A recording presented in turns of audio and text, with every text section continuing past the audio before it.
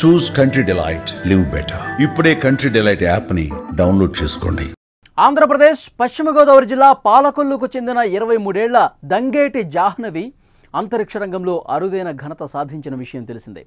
అమెరికాకు చెందిన ప్రైవేటు అంతరిక్ష పరిశోధన సంస్థ టైటాన్ స్పేస్ ఇండస్ట్రీస్ చేపట్టే టైటాన్ స్పేస్ మిషన్ 2029 కోసం ఆస్ట్రోనాట్ క్యాండిడేట్గా ఎంపికైంది. ఈ మిషన్లో భాగంగా జాహ్నవి 2026 నుంచి 3 ఏళ్ల పాటు ట్రైనింగ్ తీసుకోనుంది. ఈ యాత్రలో ఆమె భూమి కక్ష చుట్టూ 2 సార్లు తిరిగి జీరో గ్రావిటీలో 3 గంటలు గడుపుతూ 2 సూర్యోదయాలు 2 సూర్యాస్తమయాలు చూడనుంది. ప్రస్తుతం జాహ్నవి సాధించిన ఘనతపై యావత్ భారత్ హర్షం వ్యక్తం చేస్తోంది. తాజాగా జాహ్నవి కుటుంబ సభ్యులు ఏపీ విద్యాశాఖ ఐటీ శాఖల మంత్రి నారా లోకేష్ను మర్యాదపూర్వకంగా కలిశారు.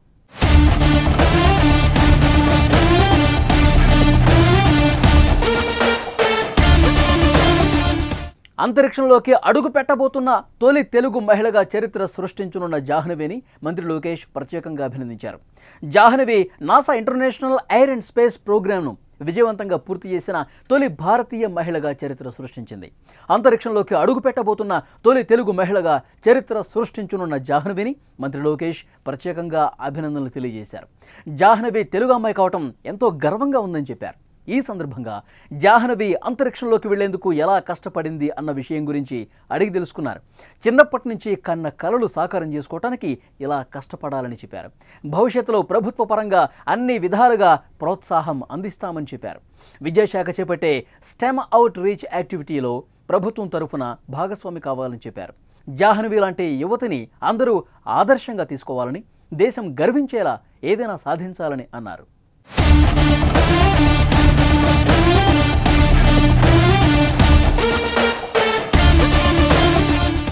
ఇక జాహ్నవి విషయానికి వస్తే పశ్చిమ గోదావరి జిల్లా పాలకొల్లులో జన్మించింది.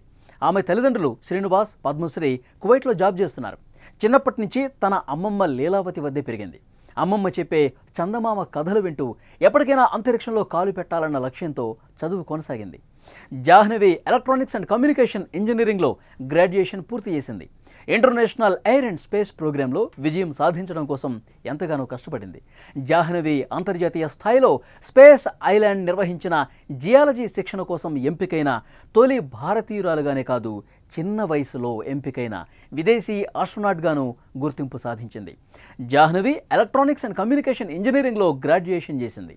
కృషి, పట్టుదల ఉంటే ఏదైనా సాధిస్తారు అన్నదానికి జాహ్నవి మంచి ఉదాహరణ.